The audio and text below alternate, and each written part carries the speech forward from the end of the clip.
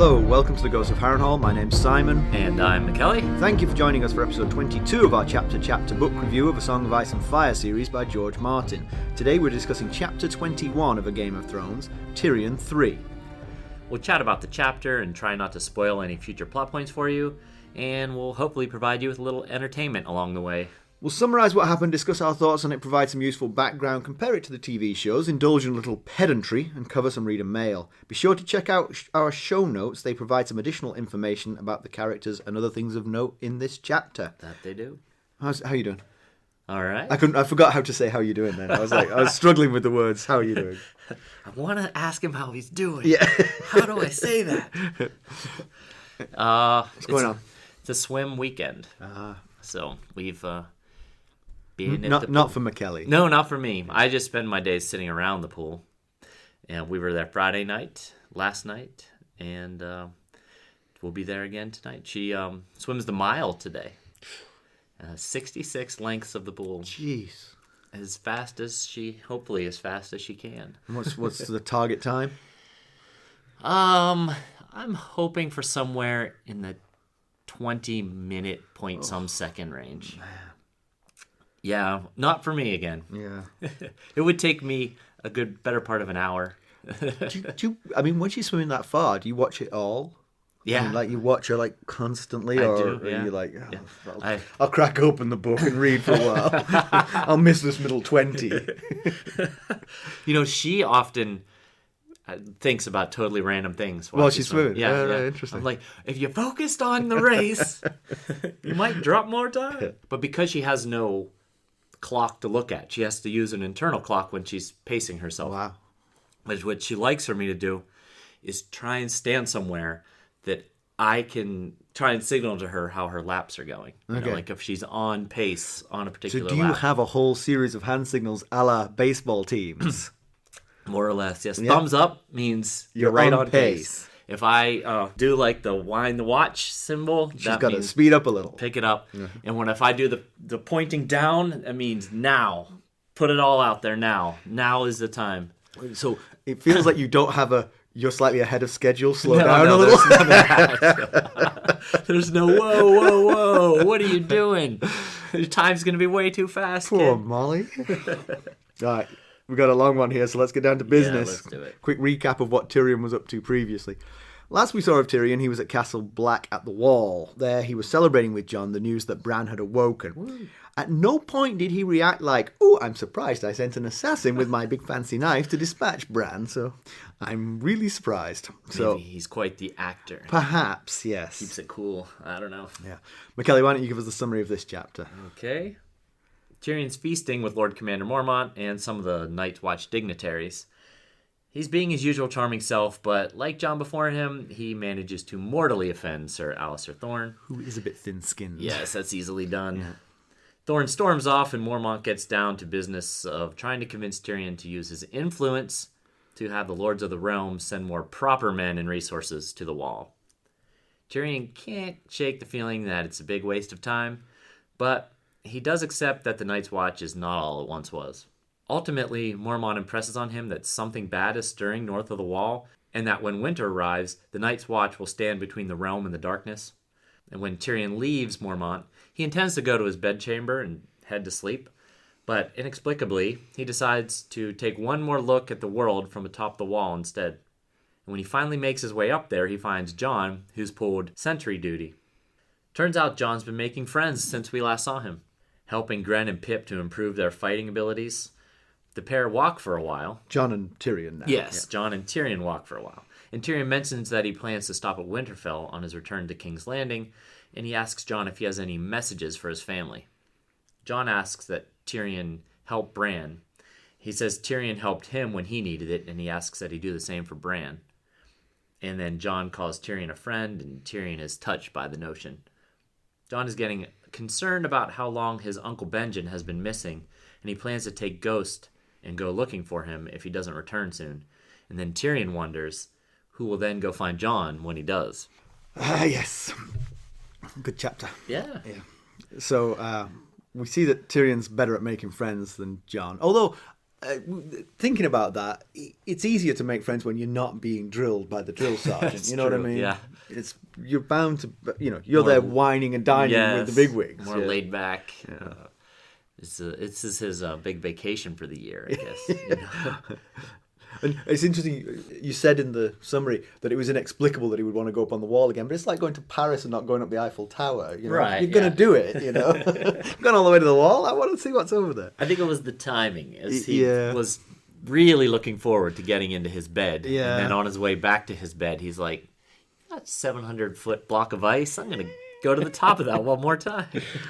Yeah, he's just like Jon. He doesn't like Alliser Thorne, and Alliser Thorne doesn't like Tyrion either. So no, and we did learn from Jon that Ser Alliser is not the greatest at being the butt of a joke. Yeah, really needs to lighten up a little bit. Yeah, I wonder if that comes from being at the Night's Watch without wanting to be.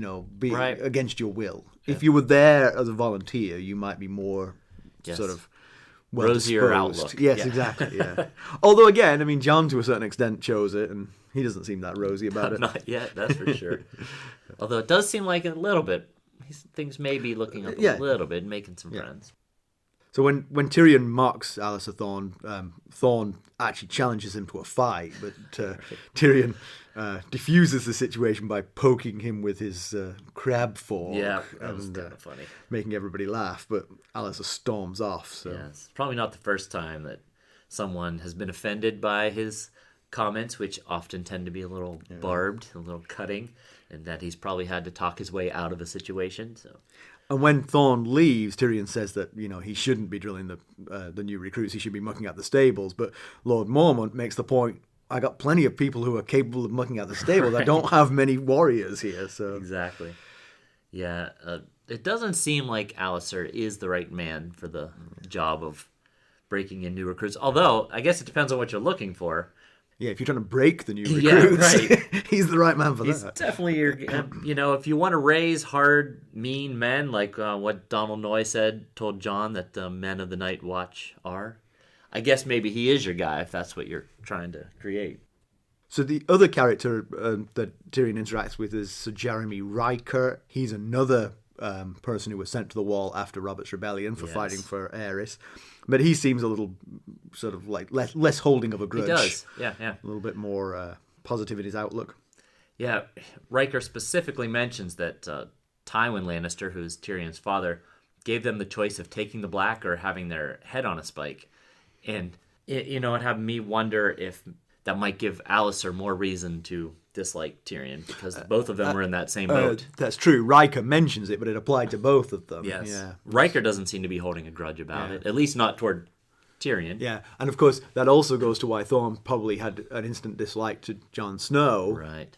Ned Stark's son, Ned Stark, was also involved, although Ned Stark wasn't the one threatening to kill him. Right. So Tyrion jokes that if he doesn't leave the wall soon, Jaime will think that he's taken the black. Yeah, and Lord Commander Mormont mentions that they could use men like him on the wall. And, with his intelligence, he should be in demand everywhere, not just at the Night's Watch. Yeah. So it seems at the moment like his talents are being a bit wasted. He doesn't appear to hold any particular job other than brother of the Queen and son of Tywin Lannister. Yeah, this very much puts me in mind of the British royal family, but I'm absolutely blanking on the name of Charles and Diana's second son, the one who's married to Meghan. Harry, that's the fella, yeah. I'm not coming across much of a royalist here, am I? So it's like Harry, you see? Right. Tyrion's like Harry. He's not really being used to his full potential. That's why he wants to break away. That's what I was getting at. So another voice pipes up. We hadn't even noticed he was there, but Maester Aemon, who's sorry, I call him Master, but Maester Aemon, who's the Maester of the Knight of Castle Black, refers to Tyrion as a giant. Yes, that's after Bowen Marsh refers to him as a little man when he says, "You have quite the thirst for a little man." And Aemon pipes up with, "He's a giant come among us here at the end of the world."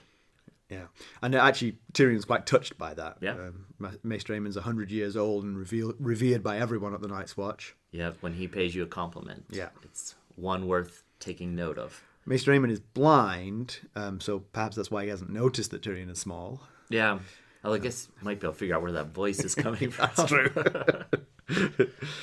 Yeah.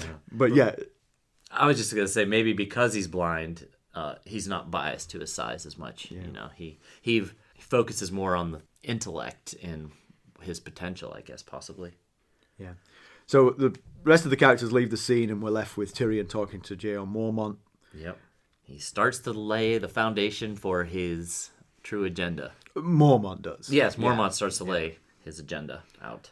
He begins by pointing out how dangerous the trip from Winterfell, or to Winterfell, I guess I should say, can be, and he offers guards to see Tyrion there safely. Now, Tyrion had just made the trip in the other direction, so, you know. But he did have his own guards, Yes. and he had Benjen. Yoren. No, not Benjen. He had Benjen and Oh, Jon with Benjen. him, and Yoren and the two That's rapers right. from the Fingers. He had quite the party. So. Right. Okay, let me just express here that I'm a little skeptical about how dangerous it is between the Wall and Winterfell. I mean, this is like the frozen tundra. There's nobody there to terrorize you, surely, you know?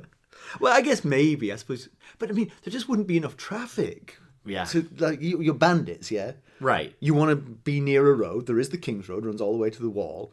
But what's on that road? Just like rapers and, you know, Right. like unhappy people with no money, you know? That are very cold. Right, because I mean, it's not like produce moves up to the Wall along the King's Road, because they have lands just south of the Wall where they produce their own food. Right. So it just doesn't seem like it would be that dangerous of a trip. Well, he needs him to at least think it's dangerous because he wants a favor paid, and so he's going to offer a service in return for the favor. But then Tyrion mentions that maybe Jon be part of the group that Lord Commander Mormont is going to send with him to Winterfell. Thought it might be nice for him to see his brothers, but Mormont thinks that is a terrible idea. We'll be right back. Hello, friends. Are you ready to make some unforgettable memories? Well, if so, consider the Marriott Bonvoy program. Discover the perfect destination for your summer getaway and unlock exclusive deals on luxurious accommodations. With our affiliate partnership, you'll enjoy unbeatable savings and a seamless booking experience. Don't let summer slip away. Visit Marriott Bonvoy today and make this vacation season one for the books. Use our Ghosts of Harrenhal affiliate page to check it all out and buy Bonvoy points or give some as a gift. The link to our page is in the show notes. Yeah. I mean, I get his point. You know, they want people to sever their ties, Yes. Yeah. I allowing agree. him this soon. In fact, before he even makes his oath. Right, which is got me wondering if he went on this trip to Winterfell, would he come back to the Night's Watch? Pretty sure he would not. I agree. And that's I why agree. Mormont doesn't want it to happen. Yeah, although Jon would probably really enjoy such a trip. Yeah, particularly because Kat's not there. Right. Yeah. Exactly. Yeah. Him and Rob could have a great time. Yeah. So see Bran again. Yeah. The cat is away, so I know where you're going there. But yeah, that is interesting actually. I wonder if Jon realistically would just be like, I'm doing this. Right. I don't care what you say. You're going with not them. the boss of me. I haven't made an oath. You know. I have not said the words yet. Although Jeor implies that what Jon is going through is a pretty normal experience for folks new to the Night's Watch. Yeah. You know, he mentioned that he himself hasn't returned home and that he has nieces that he's never met. And I wonder if he means he's never...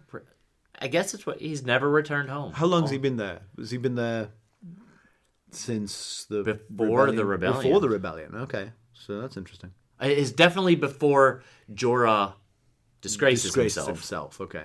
You see, I was wondering if it's that. I wonder if it was Jorah's disgrace that took Jeor to the Wall, but no, it was Is before not. that. Yeah, right. Yes, he abdicated his lordship for Jorah, and then Jorah disgraced himself. I see. So it's not quite, but I felt like it was almost implied that he too would fear the pool of family if he went to Bear Island. Yeah, well, Because he said, I don't remember the exact wording, but he said basically like, I get it. I get why Jon would feel the pull. Yeah. And that, of course, Ned and Ice would encourage Right. me to. I like my family fine, but I also like my head right where it is. And it's not like you could go, oh, Ned, you've come over here to chop my head off. I'll go back to the Wall. He Yeah. doesn't really go with that. I've You'd noticed. think You mean, a lot of other worse punishments are, hey, take the black, go to the wall. Yeah. You think fleeing might be like, go back or face a different punishment. Yeah. Just resetting the clock. You're going back to the wall again. Yeah. So now, basically, we come to the crux of it. Mormont really wants more troops and resources at the wall. I mean, that's basically what he wants to talk to Tyrion about, and thinks that Tyrion has the potential to use his influence to do that. The tricky part about this is that Tyrion, whilst recognizing that there's a dilapidation and a sort of like a uselessness to the recruits at the wall, still doesn't quite see the point. And while he doesn't quite see the point, he's unwilling to throw himself into this mission, Yeah, Mormont mentions that numbers are down to 600 total to cover 300 plus miles of the wall, which he says is 3 men per wall, and Tyrion says technically it's 3 1/4. Or something, 3 1/3, I think it is. Hey, who's the mathematician? Certainly not me. Certainly not me. So Mormont points out that the Night's Watch is heading towards a management crisis. He says that he knows that Bowen Marsh and Alliser Thorne aren't the best people, but he can't demote them because he needs every able-bodied. I mean, able-bodied in the sense of being competent in the highest possible positions that they can get them to. Yeah, he refers to the Night's Watch. Mormont, not even Tyrion. Mormont refers to the Night's Watch as an army of sullen boys and tired old men. I guess there's 2 schools of thought there. As long as they're only guarding against Grumpkins, that's fine. Yeah. But of course, as we read the prologue, we know there's something scary north of the wall, so that's trouble. But the realm has forgotten why they're there, so few self-respecting lords or knights even consider it as an option if they have a choice. Yeah. I think that probably made Ser Waymar from the prologue a rather rare get. Yeah. So kind of a particular loss, because they have actually someone who was castle trained come to the wall voluntarily, and then they lost him within a year. Yeah.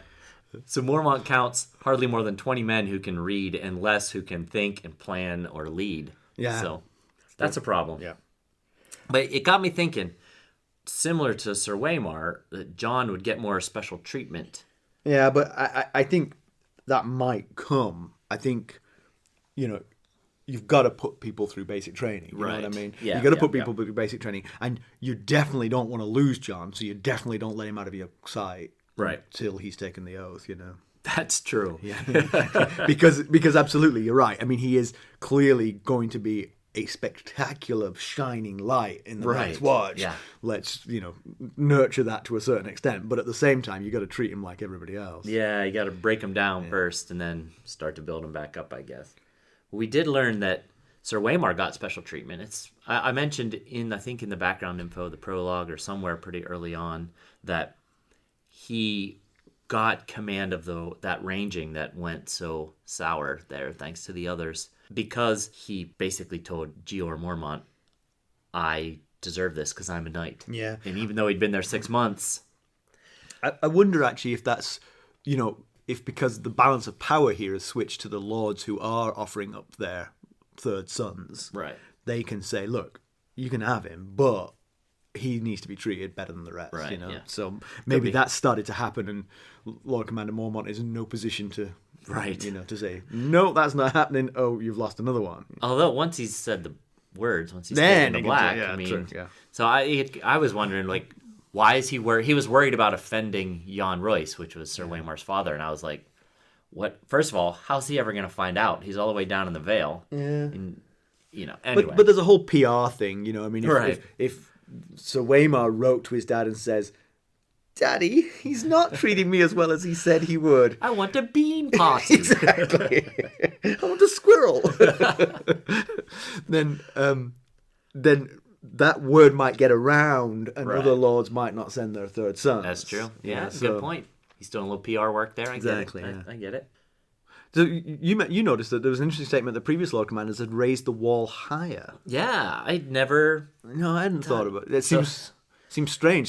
Seems very difficult. Right. It seems like the skill of the Bran the Builder's age has been lost, Yeah. and yet Like- previous Lord Commanders had managed it. Are they raising it across evenly all 300 feet, or is it, Yeah. like rigid? Like there's like 100-foot drops here The and trick, there. of course, would be to raise it where they can't defend it. Right. Yeah, so, yeah. so actually, the lowest point of the wall should be at Castle Black, and then Right. raise it in between. But Good point. Yeah. And I also thought, as he's the 997th Lord Commander, so if each one built it a little higher, maybe it just started out as like a snow fort or something. It was really meant just for a snowball fight. So Tyrion does make the promise that he'll try, but Yeah. he internalizes that he thinks their responses will be ignoring, laughing, and thinking he's crazy. Right. It's pretty. I don't know. It seems like Mormont's fairly out of touch with how the Night's Watch is perceived in the rest of the realm. Yeah. Maybe he should leave from time to time. You know, get But down then, to King's Landing. But still, what do? You still have to convince skeptical people that there is some existential threat north of the wall that you can't. It's very difficult for you to articulate what that is. Right. Yes. We're guarding against darkness. Yeah, exactly. There's a darkness. Yeah. You think of them as grumpkins. I need 2,000 men provisioned and armed. I need 2,000 trained men. None of these sullen boys. Yeah. So that's his problem. I mean, there's just no until the threat materializes, and then Yeah. it will be too late. Right. There's just no way to win this argument. I mentioned a little bit about why that is in the background info. I have a tiny little hit on it a little bit. So 997 Lord Commanders. That's amazing. So if you give them each, how long is it? Is it 3,000 years since Bran the Builder? Somewhere between 6,000 to 8,000 years. 6 to 8,000 Yeah, years. they kind of lost a specific touch. And yet they can count how many Lord Commanders. That's easy. They just put a mark on the wall each time. So each Lord Commander lasts 6 to 8 years then, I guess, because there's 1,000 of them. So that's the typical probably span some, for a Lord Commander. Yeah, probably some died shortly. It did get me thinking, and this is a tangent that we don't have time for because this is a long chapter. But let me digress. These are my favorite parts. The digression. It's interesting if you think about the sort of scientific progress of our world between, say, 1 AD and now. Right. It's been prodigious. It has. Yes. So that's 2,000 years. I think I know where you're going with this. They don't seem to have progressed as much in their They don't 6 even to have 8,000 compasses. years. Yeah. And one of the things I've read, this is a critique of religion, and I don't want to get into a sort of big religious debate, but I've heard people argue that sort of certainly in the Western world, the lack of religious freedom or the sort of religious imposition caused the Dark Ages, and basically we stopped progressing for like 400 or 500 years during that period of time. So we could be even more advanced were it not for that.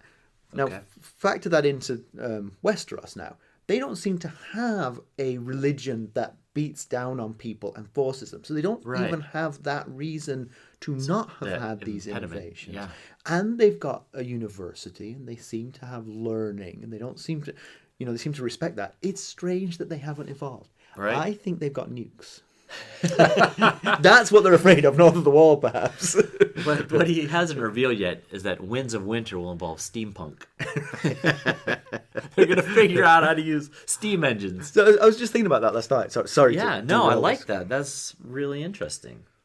But I guess getting back to business, we learned that Tyrion has seen about 8 or 9 winters. He's not really sure exactly how many, but which the interesting thing about that is that it really shows how abnormally long this summer has been, because he's only in his 30s, right? I think he's like 28, late 20s, something like that. So that means the sort of average time for a year, a year being a summer and a winter, say, is only 4 years. Right. To have both a summer and a winter. Yeah. So an 8 or 9 year... Yeah, this is heading into its 10th year this summer. Summer is abnormally long. In fact, if you think about it, if you subtract those 10 years from his life, then if he's seen 8 or 9 winters, he saw them all in his first 18 years. Yeah, right. So it's actually just like a 1 year summer, 1 year winter, 1 year summer, 1 year winter is the normal. That's a good point. We also learned, though, that a long summer often means a long winter. And Right. Maester Aemon and the other maesters from the Citadel are all in agreement that summer is waning. So this is when Mormont says that the darkness is coming. He mentions a bunch of different dark things that have been sighted north of the wall, like direwolves, which we know have also been spotted south of the wall and at the wall at this point. Mammoths and snow bears the size of Orcs. yes. But, it seems like those are things that would benefit from a long summer. Things that require food. Yeah. I was just reading this morning, actually, a theory of humans needing to hibernate. I mean, we can't literally hibernate because we can't do what hibernating animals do, but... I can barely sleep through the night. Right, but it was interesting that they did some studies where they sort of deprived people of light, and they found of artificial light. Okay. And they found that when they had like 14 hours of darkness, what they would do is they would sleep for 3-4 hours. Then they would wake up and have like a couple of hours of not stressed being awake, because when I wake up in the night, I'm pretty stressed about the fact I'm missing out on sleep, but actually kind of relaxed and sort of like, dozy and not doing too much. And then they would sleep again. And apparently this was a very common way of sleeping back before electricity. I've heard about that. And then that middle time in the night was often sort of like, people would do sort of prayer or meditation or making love. That was often the time for that. Okay. Yeah. So, and apparently people naturally gravitate towards that when we take away artificial light from them. Huh. Wow. Yeah. That's pretty neat. Yeah, good stuff. And again, complete tangent to what we're talking about. So anyway, Tyrion laughs about, to a certain extent, he laughs about the sightings of all these things. He said that they often see merlings. Yeah. Which, interestingly, in the TV show, they say mermaids. Oh. Yeah. Huh. So. Well, he makes that joke when Mormont mentions that fisherfolk near Eastwatch have glimpsed White Walkers on the shore. Right. And he says that the fisherfolk in Lannisport have seen merlings. Mm-hmm. And White Walkers are another term for others, which are not to be confused with whites, which we explained the difference way back in the prologue. Others are magical beings made of ice type stuff, and the whites are reanimated dead that they create. So that's basically the difference. So Mormont finishes his plea by saying that when the long night falls, only the Night's Watch will stand between the realm and the darkness that sweeps from the north. And God help us all if we're not ready.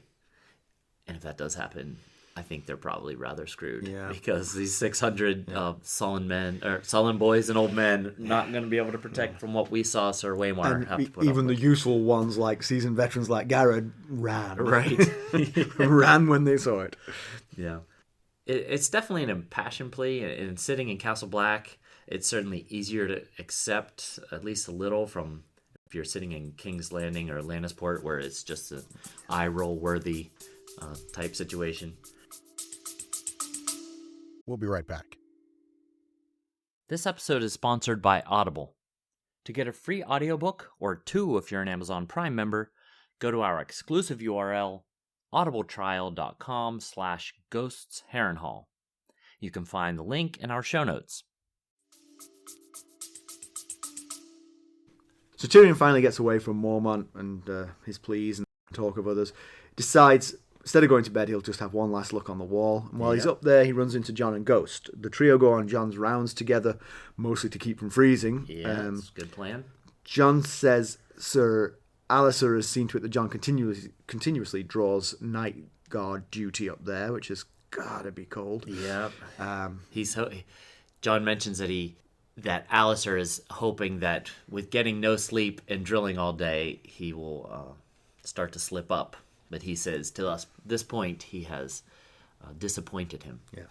And we hear that he's starting to make friends with the boys who were ready Right. to beat him up last time we saw them. Starting to make friends. Yeah. All right. And we also learned that Ser Alliser isn't just mean, he's also rather useless as a trainer. Compared to Jon, because Jon is actually making them better. Right, yeah. He mentioned that Ser Alliser hadn't even taught Pip how to hold the sword correctly. Right. So you'd think that might be like day 1 type stuff. Or maybe day 2 after you get your syllabus and everything on day 1. So your housing. That's right. So Tyrion mentions that he's going to stop in Winterfell on the way, asks Jon if he's got any message. Yeah. I like his line about Robb. That he says, I'm going to be commanding the Night's Watch one of these days, so tell Robb he should just take up needlework with the girls.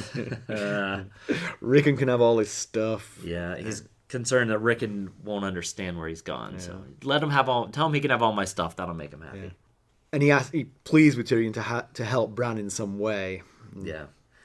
And it's another request for Tyrion that can't possibly be delivered on.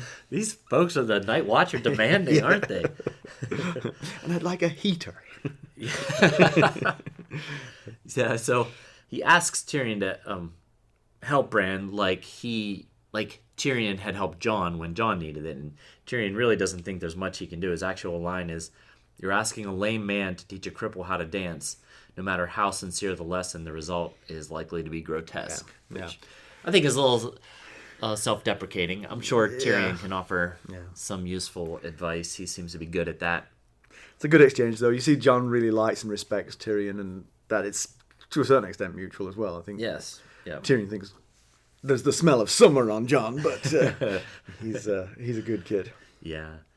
And he keeps giving Tyrion a lot of credit for helping him. But it seems like, Tyrion's not the only one that has been trying to help him. It seems like everybody has been trying to help him, which I think is a point you made in the last Jon chapter. Yeah. But I think your counter-argument was, it's because he's not in an authority position over him. I mean, the people who have given him the same advice have been in a position of authority, and you rebel against authority. Yes, especially kids. And Tyrion isn't an authority and speaks his mind. Right. You're not. You know you're going to get it straight from Tyrion. So. Yep.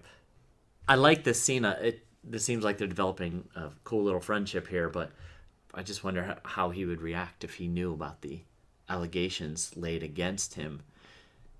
I don't know that he could believe them either. I don't know, but it seems... Again, coming back to Bran's reaction when the news came... Tyrion's reaction when the news of Bran's recovery came. It was genuine happiness. Right. It'd be very hard if you went to Jon now and said, "Jon, we think Bran might have sent an assassin to kill Bran." Or Tyrion. I'm just going to call Tyrion Bran here. Let's call all characters Bran from now on. So if you told Jon now, Tyrion sent an assassin to kill Bran, he'd be like, "No, he didn't." Yeah, we didn't. That's crazy talk. I know that guy. He would never do that. So I was thinking about the fact that Tyrion is going back to Winterfell, a place where he is alleged that he may have had put together an assassination attempt on the son of the Lord of Winterfell. And I was trying to think about why, if he was guilty, if he did do it, why he would stop at Winterfell on the way back. I mean, there's a lot of other places he could stop. So I was asking Stacey, because she considers herself a bit of a true crime expert. I was asking her why a criminal might return to the scene of the crime. And she said that they often insert themselves into the situation, like to join a search party or volunteer in some way for the excitement and to hear news of what's going on. Not to undermine Sherlock Stacey here, but so do people who genuinely care. Right. Who are innocent and genuinely want the best. Yes, I'm just saying, if he's guilty. Yeah, that's true. If he's guilty, why would he ever stop back at Winterfell? Well, it is on the way. And I think... It is, I'm not sure yes. it was in the book, but in the TV show he says there aren't many feather beds between here and King's Landing. Good point. And it has the hot water flowing through the walls, the hot springs keeping it warm. I would definitely stop at Winterfell. Especially because Tyrion has a clear conscience. Right. He clearly does not think he will be welcomed at Winterfell like a murderer. You know? Right, that's a good point. Then they sign off with a bit of a touching moment where they shake hands and call each other friends. And again, Tyrion has a cool line here. He says, Jon calls him friend, and Tyrion says, "Most of my kin are bastards, but you're the first I've had to friend." Mm-hmm. Jon seems to gravitate towards those who are different from the normal, like Arya and now Tyrion. Yep. Jon expresses concern over Uncle Benjen's delayed return from ranging north of the wall. He and Ghost's going to look for him if he doesn't come back. He's not the only one expressing concern.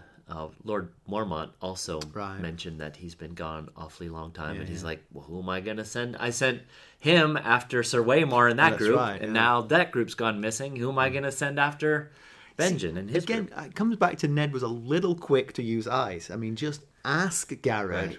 what happened to the other two. Yeah, maybe, some hot soup. Exactly. A nice warm bath in the Winterfell hot springs. Hot springs, exactly, yeah.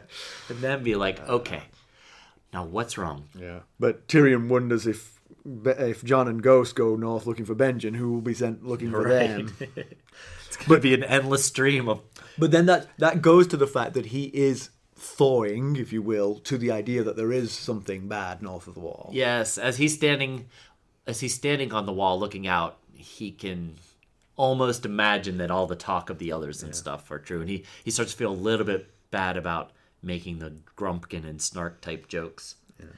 But ultimately, it's probably not a good idea that Jon go... especially with that fresh scent of summer clinging to him. He's got to get rid of that before he considers doing any such thing. All right, so give me some background on the Long Night then. 'Cause Yeah. The Long Night, well, you couldn't tell when Kelly said it earlier, but it's got capital letters. It does. It's not a long night. It is the long night. So that came up, as you might remember a few minutes ago. Lord Mormont mentioned that when the long night comes again, that they're going to need the Night's Watch. The realm is going to need the Night's Watch. So the Long Night is a name given to a period when darkness fell across the known world. It occurred during the Age of Heroes, which, as I mentioned earlier, was somewhere between 6,000 to 8,000 years ago. And it came during a terrible winter that lasted for years. And the Long Night itself lasted for a generation and caused famine and terror. And the legend has it that during this time, the others came from the far north in an area of Westeros known as the Lands of Always Winter. The children of the forest and the first men fought them but were driven southward. And then the Night's Watch was created and drove the others back in a battle known as the Battle for the Dawn. And the battle is possibly connected with the legends of Azor Ahai and The Last Hero, which are both pretty cool stories. And Azor Ahai we will certainly talk a lot more about later. So we'll save those for another day. So yeah, I was interested about the fact that the Night's Watch predates the Wall. That it was formed. Right. It was formed for the same reason it exists today, which is to protect the realm from threats from the north, but it actually predates the Wall. Yes. So it was like I said, it was created during the Long Night to push the others back. Yeah. And So do you think the Long Night is just a euphemistic description of the terrible winter, the years-long winter, or do you think it's a specific period within that? Because, I mean, that winter lasted for years, the Long Night lasted a generation. Right. I mean, it's just the winter, isn't it? I think it's and the question to me is any winter that follows a long summer a long night. Potentially the Long Night, the next Long Night? Could be. Because these things took place in the Age of Heroes and our Westerosi written history doesn't go back more than a couple thousand years. This is all legend. Yeah. So, I guess it depends on if you believe the Long Night was just a really hard winter or if the Long Night was a really hard winter that had others streaming from the north. Yeah. But after the Battle of the Dawn, steps were taken to ensure that the people would never be caught off guard again from an invasion from the north. That's when Bran the Builder supposedly then raised the wall. And so began the Night's Watch duty to guard the realm from the threats from beyond the wall. But since the others haven't been seen in thousands of years, except for by the unfortunate Waymar Royce and company, people have begun to think of their main duty as being chasing wildlings away from the wall. Right, right. Kind of forgotten the original purpose, if it indeed existed. Yeah, so the other bit of background, House Riker, Jeremy Riker, they're from the Crown Lands. They have an awesome sigil. It's like the Scottish flag, the Saltire Cross of St. Andrews. And on the cross, there are crossed hammers, war hammers. So it's really cool. That is cool. So comparison with the TV show, Tyrion has two separate conversations with Night's Watch dignitaries. He has one with Yoren and Benjen, and then later he meets with Aemon and some Ser Jeor Mormont. He doesn't have any interaction with Alliser Thorne. No, that's probably for the best. So, but basically everything that was said in the chapter is said between those two conversations. But it's interesting, the timing-wise, Benjen hasn't left yet. He's headed, but he hasn't actually left. So Jon is not yet worried about Benjen's absence because it hasn't happened. Also, neither of the two sweet moments in this chapter where Tyrion is touched by Maester Aemon calling him a giant, and Jon and Tyrion expressing friendship for one another on top of the wall. Neither of those happen in the TV show. Oh. They're both dropped. It's more hard-nosed, the TV show. Yeah. And Tyrion pees over the wall. That was the thing he really wanted to do, was pee over the wall. Well, you know. Yeah. An opportunity. One thing I noticed in the TV show that the sentries on top of the wall always sit in the gaps. So the top of the wall is sort of like crenellated with sort of like gaps where you can look out and gaps where you're protected. They always sit in the gaps where the wind would howl. I'm like, seriously, just move a few feet. Just shift Just your left poke a your little head out occasionally to see if something's coming. You got plenty of room. Not to mention, you're 700 feet in the air. Exactly. If something's coming, it's going to take a long time. Exactly. Is that a speck moving down there? So in Pedantry Corner, I couldn't really find anything in the chapter, but the TV show, I've got a pedantry thing about the TV show. When Tyrion pees over the edge of the wall, we get a view from behind him. Which is better. Better. Yeah, well, actually, we get a view from above where you actually see the pee coming out. Okay. You have to really look to see where it's coming out of. But then you get a view from behind him where he makes that universal body motion that all men would know of sort of like a shake and a jostle and a... The more I thought about it, the more I think that motion is because we have zippers in our pants. Yeah. Even if you had a button fly, you might make that motion, but that's because you've been influenced. I think we need to take a newborn baby boy and put him only in button fly trousers for his life and see if he independently comes out with that motion. Because I think is that it nature motion, nurture? Exactly. I think that motion is because Peter Dinklage has grown up with zip flies, and so he does that sort of because it's the jostle. Oh, man. I wish we had video. Wish this was a video cast instead of a podcast. Because emotions are quite hilarious. Because the sort of jostle. I mean, partly it's to get rid of the drips, to get those off, but partly it's to pull the zipper up. Right? You know what I mean? I do. I follow you. I'm just completely convinced. I'm not accusing Peter Dinklage of being a bad actor. I just think that motion wasn't quite right. No, he's definitely a fantastic actor. Yeah. That is definitely not it. Oh, that was funny.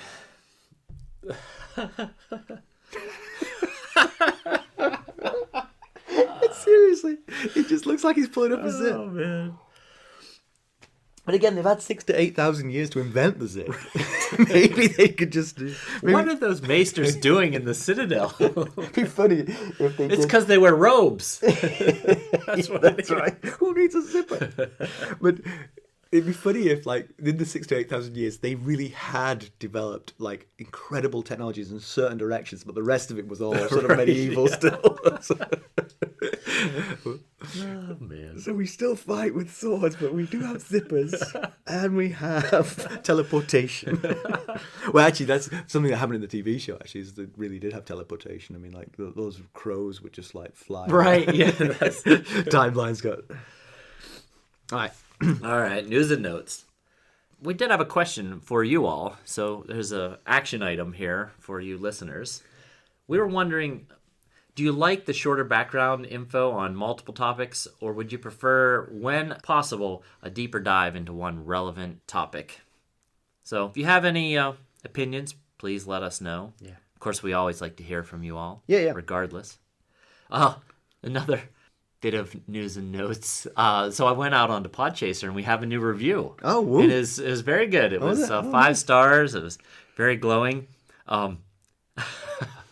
And the end of it was, "Good job, McKelly." Oh. And the name of the reviewer was Roger Palmer. That's my brother. I had a hunch I knew who that was. I noticed it at the swim meet yesterday, and I showed Stacy. I was like, I have a hunch I know exactly who wrote this review. Rob, you did not mask yourself well enough. Yes. So we're going to keep the 2 episodes per week for a little bit longer if we can. Doing our best. It's a significant more. It's twice the effort, so we can't keep this up forever. But we are going to keep trying for as long as a little bit longer anyway. Yeah.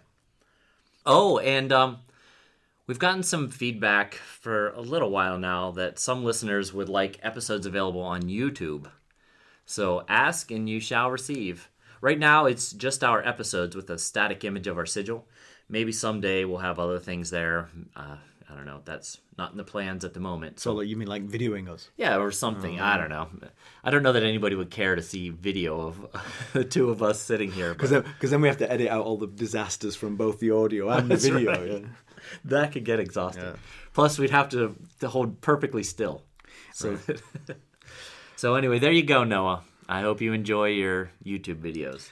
So conclusion, the Night's Watch is having trouble just keeping the lights on, but as we've just discussed, that will help them hibernate. Right. Yeah. Tyrion especially notices this as he's on his way in the lift up to the top of the wall. He can see kind of a bird's eye view of the Castle Black, and he can see that it's really kind of falling into some serious disrepair.